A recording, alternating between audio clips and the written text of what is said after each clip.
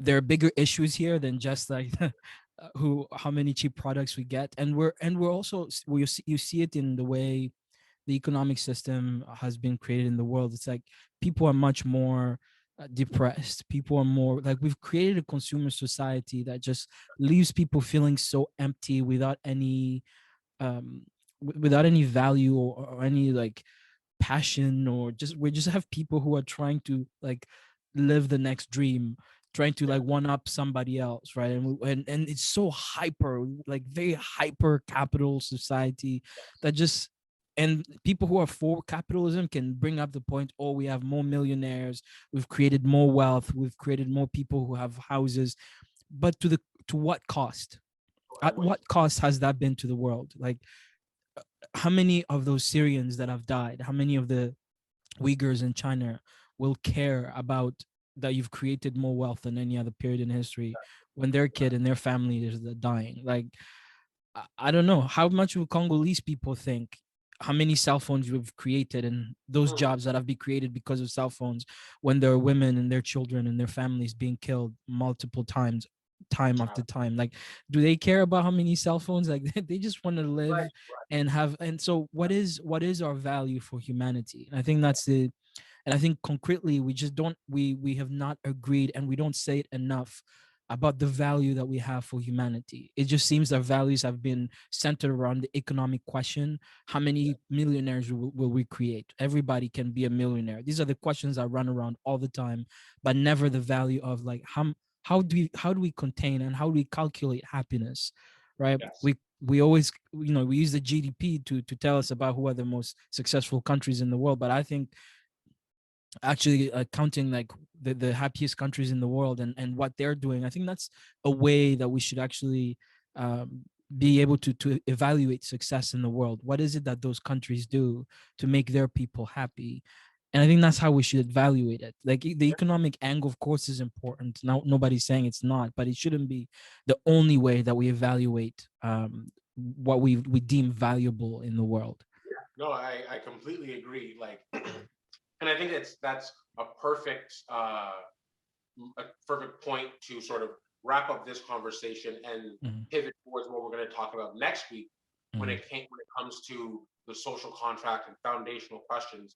And you brought it up perfectly. It's the cost of things. yeah. So I'm imagining, should every iPhone, it'll have the price listed in dollars, but should it also have this much coltan was mined in order to create this product, and Mhm, this is what that means. You know what I mean? Like, this much plastic was created, and this is what that means. mhm, Like, I really think, uh, mhm. if we're going to ask, if I think if there is going to be a topic for next week, it is, what is the definition of the word cost? Right.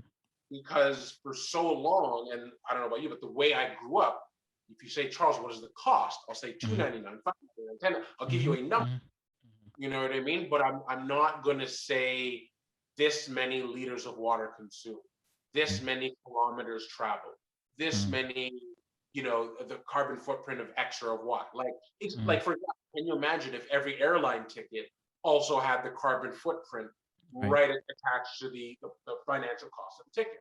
Right. That would certainly reevaluate and expand the definition of the cost of things. And Absolutely. so I want to talk about that next week. And I'm glad that you brought that up as a segment. And Absolutely. yeah, and then so I think the only thing I'll say is just sort of wrap it up. We asked, humanitarian intervention, good or bad, and I think so we can agree that it's a lot more complicated than that. We need to ask several more questions before we get to that. Right. Uh, but then, I guess if there is going to be some answering of that question directly, I think there has to be a basic checklist, which is, do we have UN and international support? Right. And do we have the request of people on the ground, or are we just doing this based on stuff we saw on CNN? Mhm. And then I think number three, you've got to ask, okay, like, what is the, like, you really got to define the scope. What Yes. is the geography? How many people? What time? All of those questions need to be answered. And then the fourth question is, what are the unintended consequences? What are the ripple effects of this decision? And how do we mitigate them, right? And I think that's, to me, you're absolutely right. I think, yes, they should be a checklist. What has tended to happen, again, not trying to elongate the whole thing, but what has tended to happen, whether it was Libya, whether we're trying to see when the Trump administration was trying to go into Venezuela, you know, there just seems to be no consequences for when people don't meet those checklists. And I think we have to, as a world, we have to agree on consequences for countries that do not meet the threshold of when things are deemed as humanitarian interventions.